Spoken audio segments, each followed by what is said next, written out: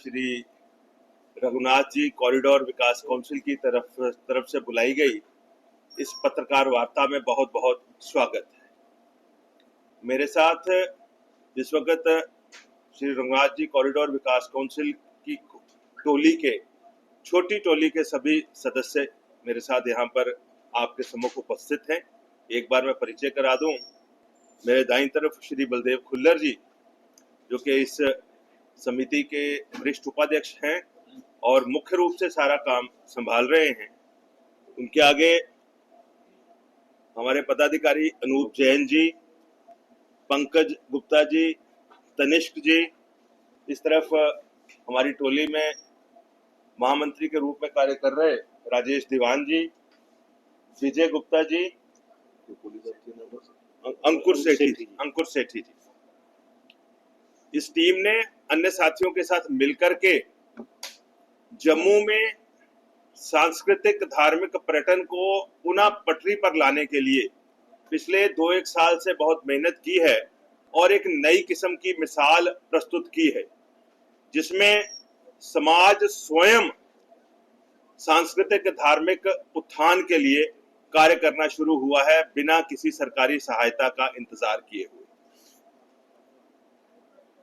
आप सबने देखा है कि एक महीने के अंतराल पर जम्मू में श्री रघुनाथ जी मंदिर या महोत्सव या तवी नदी के किनारे कहीं ना कहीं प्रमंडल में एक महा आरती का आयोजन अब एक रेगुलर फीचर बन गया है और समाज भी उसका इंतजार करता है।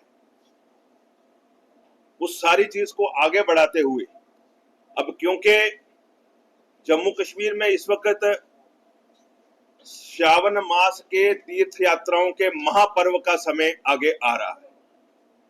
श्री अमरनाथ जी की यात्रा, श्री बूढ़ा अमरनाथ जी की यात्रा, मचेल माता की यात्रा और माता वैष्णो देवी की यात्रा तो पूरा साल चलती है। सुदमादेव मानतलाई के दर्शन, भगवान शिव के जितने भी यहाँ पद चिन्ह हैं, उन सभी पर इन दिनों में पूरे भारतवर्ष से और पूरे विश्व से हिंदू तीर्थयात्री आते हैं। जम्मू कश्मीर का समाज पहलगाम की घटना को लेकर के, पहलगाम में जो विभत्स घटना हुई जिसमें हिंदू टूरिस्ट जो थे, हिंदू सैलानी जो थे, उनको आइडेंटिफाई करके मुस्लिम आतंकवादियों के द्वारा चुन चुनकर उनका नरसंहार किया गया। सब लोग अभी तक सदमे में हैं, स्पेशली जो धार्मिक पर्यटन के साथ जुड़े हैं, जिनके मन में राष्ट्रवाद की भावना है, वो सब इस सदमे से उबर नहीं पा रहे हैं।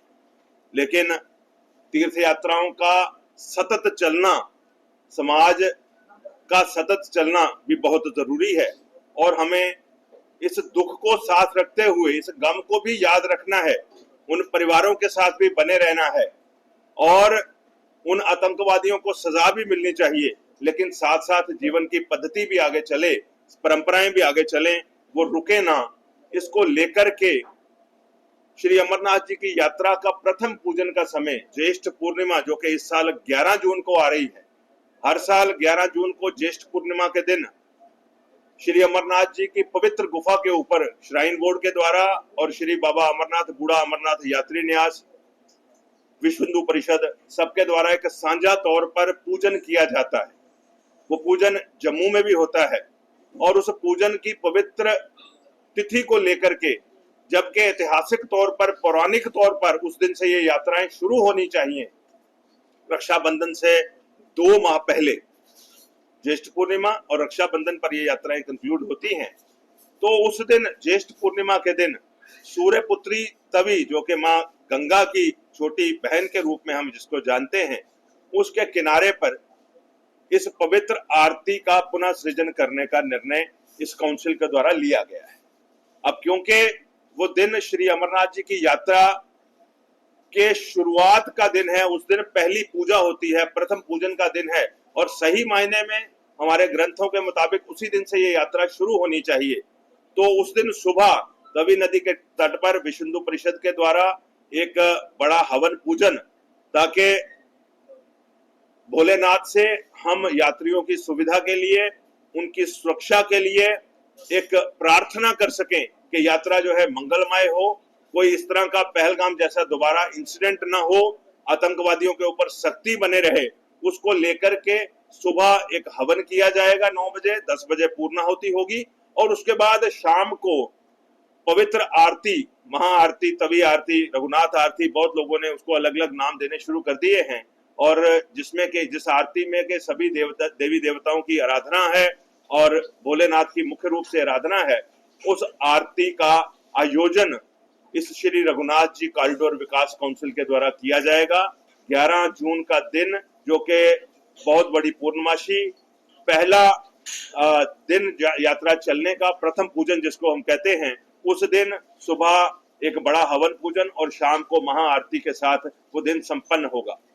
फिजिकल रूप से अमरनाथ जी की यात्रा जो है, क्योंकि रास्ते में बाधाएं हैं, बर्फ है और बहुत सारे यात्री पहले जा नहीं सकते, और श्राइन बोर्ड के द्वारा कोशिश की जाती है जितनी जल्दी यात्रा यहाँ से शुरू हो सके, तो 2 तारीख को जम्मू से जानी है। ऐसी योजना हमारी सारी टीम कर रही है कि जब यात्री निवास में यात्री आ जाएं, रेगुलर रूप से अमरनाथ जी, बूढ़ा अमरनाथ जी की यात्रा शुरू हो जाए, तो हम भी इस आरती को इस तवी घाट पर, आरती घाट पर एक रेगुलर फॉर्मेट के रूप में प्रस्तुत करने की कोशिश करें। उसके बारे में भी एफर्ट चल रही है, जो कि 11 जून के बाद हम उसको भी डिक्लेयर करेंगे। आरती का एक धार्मिक महत्व है, आरती एक धार्मिक योजना से हो रही है और तभी एक पवित्र घाट है। किस ढंग से हम उस आरती को आगे लेकर के जा रहे हैं, कैसे उसकी शुरुआत हुई, इस सारे विषयों पर आरती के सृजनकर्ता मेरे साथी अभी बलदेव जी आपके साथ अपनी बात रखेंगे। धन्यवाद।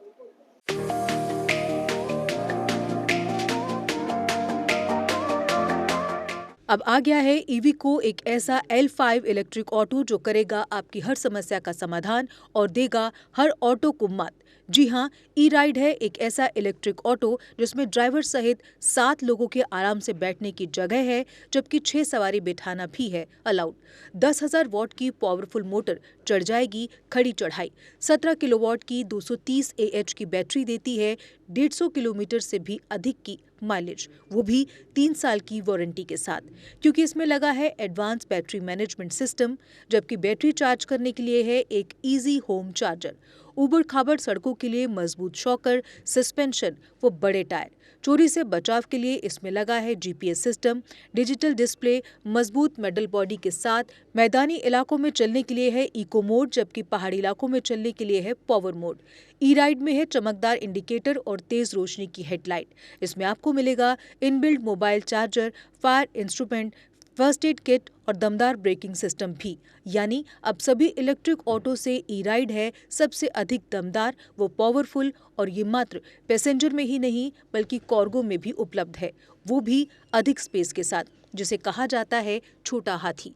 तो देर किस बात की, आज ही आएं और ले टेस्ट राइड। हमारा पता है Jammu HEVs private limited, yard number 6, plot number 37, transport Nagar, main street, Jammu. Mobile number 9780868883, 9070770000। Jammu Kashmir की खबरों के लिए जुड़े रहिए JK अपडेट के साथ।